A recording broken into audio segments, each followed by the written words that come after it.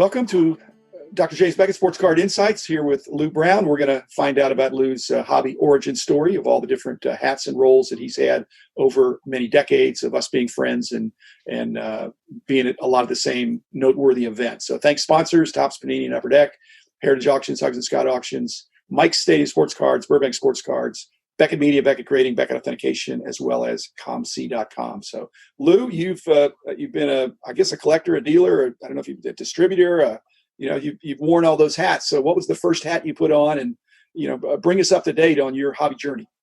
Well, started it out, and I appreciate you having me on this. This is fun. I started out collecting in 1974. First shows that I did were, I think I was 14.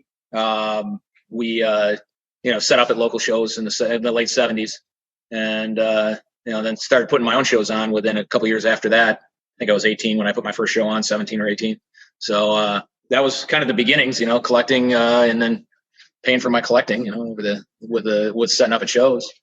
Did we meet in the late 70s? I'm wondering. I'm thinking we probably met in the late 70s or early 80s. First time I remember, actually, well, the first recollection I have anyway is some of the softball games that we used to play at the National, and you and I think Jervis and Gary Ford, and I can't remember who all was there, but it was a lot of fun, and I just remembered that was pretty cool that you were on my team. Well, that was probably early 80s. That was yeah. It was, those were days that were not as much 110% business. No, right. A lot more camaraderie and kind of you've participated in that. The industry got more into an industry and commercialized and institutionalized and formalized, and but you've ridden that curve. It's evolved, that's for sure. I wouldn't have I would have told you you're crazy if we were where we're at right now, doing what we're doing right now, 25, 30 years ago, but who knows? We have done a lot of different things. We've worn a lot of different hats. As a, I guess you'd call us a sub-distributor for a lot of years. Right. We sold our business to GTS in 2005.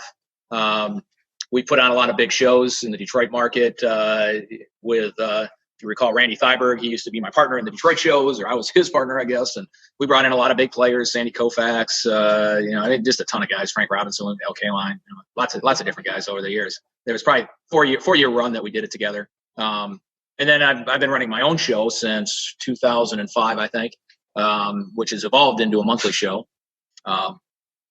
And do a lot of signings with players. So we've kind of done a little bit of everything that there is to do in the industry. What was your favorite thing? Do you still have some collecting interests, or is it mainly everything commoditized to you at this point?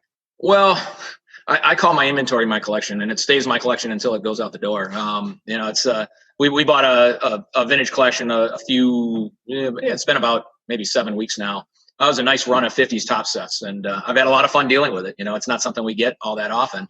So, it was very enjoyable, but, in terms of my own collection, it's very limited. Not a whole lot. A few things I wouldn't sell, but not much. Yeah. Liquidity seems very strong in the industry now, and I don't remember it ever being this strong.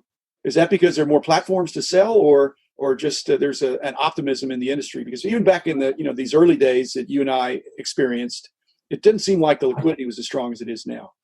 No, the technology has changed so much. I think that's been a big part of it. The reality is that breakers eat up so much of the product that there's never, even a dog gets eaten up, so, I'll see things that, back in 2005, 2010 would not have disappeared because they were so weak and they'd continue to get weaker.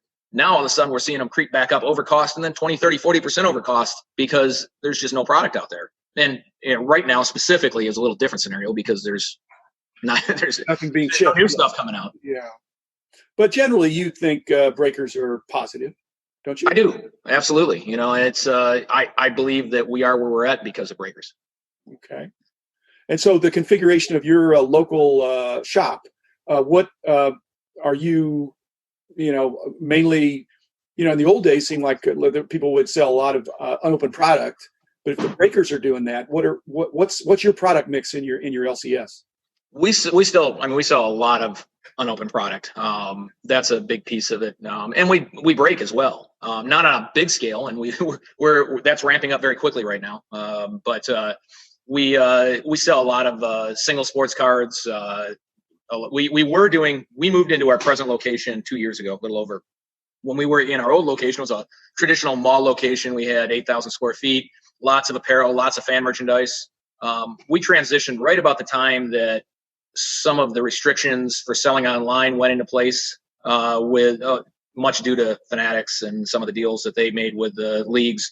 So we shifted over to made the decision that we wanted to be a more traditional card shop again, and that was what we started with, is a regular card shop. At this point, we have no apparel, virtually no fan merchandise, other than maybe during the holiday season we have some gifty type stuff. But so the main mix of our stuff is singles, vintage, memorabilia. We do a lot of the charity auctions as well. So it's still heavy on the wax side, the boxes and packs.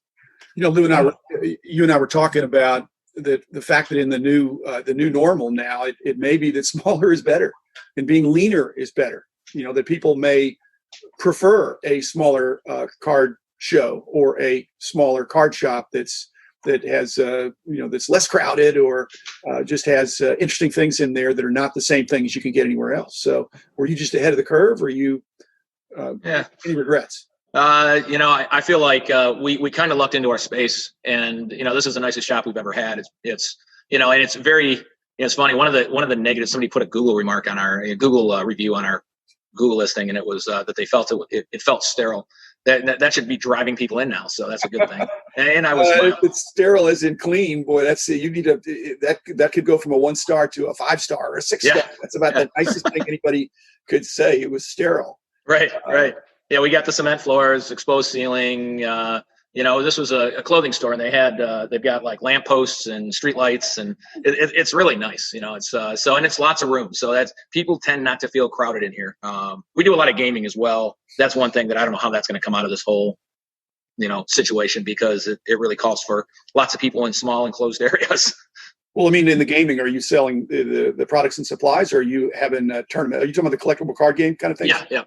Or are you actually hosting things? We are, yeah. So, and really, if you don't have events going on, then the product doesn't sell the same. We'll sell some, and we've been active on some of the online venues for that too, and it's gone all right, but it's not the same as when there's events going on.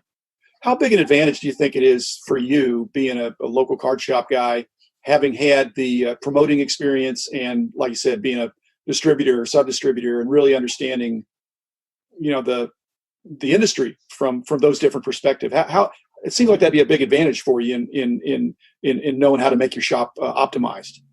Oh, absolutely. I don't think that there's a way that we could be where we're at right now if I didn't understand how things went. In the past, obviously our distribution business in 2005, we had sold because we were almost in a position where we were forced to sell, and back then, just because sub-distribution was becoming a challenge. A lot of the manufacturers were putting rules in place, but we learned so much about handling product. There's such a fine line between distribution and retail. It's not a whole lot of money. I think there's times where we're cheaper than our distributor on some things. Yeah, and like I said, it used to be based on quantity pricing, but now nobody has quantity. Yeah, exactly. You can't get the stuff. If this keeps up for another few months, I don't want to think about where prices are going to go. And it's not our prices continue to rise. People's inventory continues to go up. Will it slide back down after this is all done, or will it have been eaten up? So it maintains at those levels. But it's sometimes you wonder. A product is made to be a certain price point, and when it doubles or triples, is it justified? Will it? Is there value there, or is it just because there's no supply of it? That's why our numbers tend to slow down. Our volume of sales slows down because of that, I think. Detroit was always one of my favorite collecting cities. Just a great old baseball town, a lot of great history, and a lot of great collectors in and around that area. You're in Grand Rapids. Is that hour and a half away? It's about a little over 2 hours away. Okay. So other side, we're on the west side of the state. But still, Michigan is pretty strong, right? It's, for collecting anyway. Just seemed like there were always some, a lot of collectors around. And yeah, oh no, Michigan's a great collecting state. It's don't think it'll ever host another national, but there's a ton of great collectors in this area. A lot of vintage guys, and we have a good vintage business on top of having the news side of things. And certainly that's an area that I like a lot more, but yeah, it's and our teams haven't helped us lately, but in the mid 2000s, it was a great state to be in terms of how teams were doing. That helped us out a lot. We're going to do you invited me for a Facebook Live thing. I mean, how much of your marketing, let's call it marketing, is social media, and how much of your social media is more locally focused as opposed to more broadly, reaching out around the country, around the world? So tell us about your social media perspective and how you manage that. Well, I would say, right now is a little different overall. Normally, I would say that the situation is that we're focused on reaching our local community with, certainly some exceptions. We get some people that are involved and jump in on breaks from all over the country. And that's what I've seen in general over the last, I don't know, maybe, this last month. We're seeing people from all over that have jumped in. They somehow found us. I'm not, normally there's a path. How'd you find us? Well, I used to live in Grand Rapids, or, a friend of a friend or something like that. But, now our efforts have changed dramatically as well. We're doing a night, a show every night. We started out with, we're going to go on twice a day, 2 and 5 o'clock. The 2 fell off pretty fast. I just couldn't keep up. And, I want to make sure I have relevant things to talk about. And if you're diluting yourself that much, it's kind of a challenge. So, but now, we're getting more and more people from out of the area that are jumping in on our 5 o'clock time slot that we do. Well, that's cool. Okay. Well, we're get pretty much out of time. Can you just give the listeners some ways they could track with you in terms of absolutely. And again, I recommend it. I'm so recommending it. I apparently am going to be a guest. Sure. So I'm looking forward to that because, like I said, like Lou was saying, you can have a local perspective, but you can have a national audience too. That's kind of what I'm trying to do here. So, Lou, tell us where we can find you. Well, we have our website is legendsfanshop.com, and that's plastered all over our Facebook page, which is Legends Sports Games on Facebook. But if you just search Legends Sports and Games on Facebook, I'm sure you'd find us. We go on at 5 o'clock every night. We got different things planned. Tonight we've got a break and several personal box breaks. Wednesday I've got the interview scheduled. Thursday we do a singles night that I picked up from Mike Fruitman. And we talk a lot, and we talk about a lot of different ideas and share a lot of things together. So that's a great asset to have. But great guy and yeah. Again, sounds like, thanks, Lou, and thanks, listeners, for hopping on for this episode. And I do recommend Lou for all the different hats he's worn over the decades I've known him. A solid guy, and like I said, I'm going to not only check it out, I'm going to be on one of those chats with Lou very shortly. So, thanks, listeners. Thanks, Lou. Be back again tomorrow with another episode. Thanks, Jim.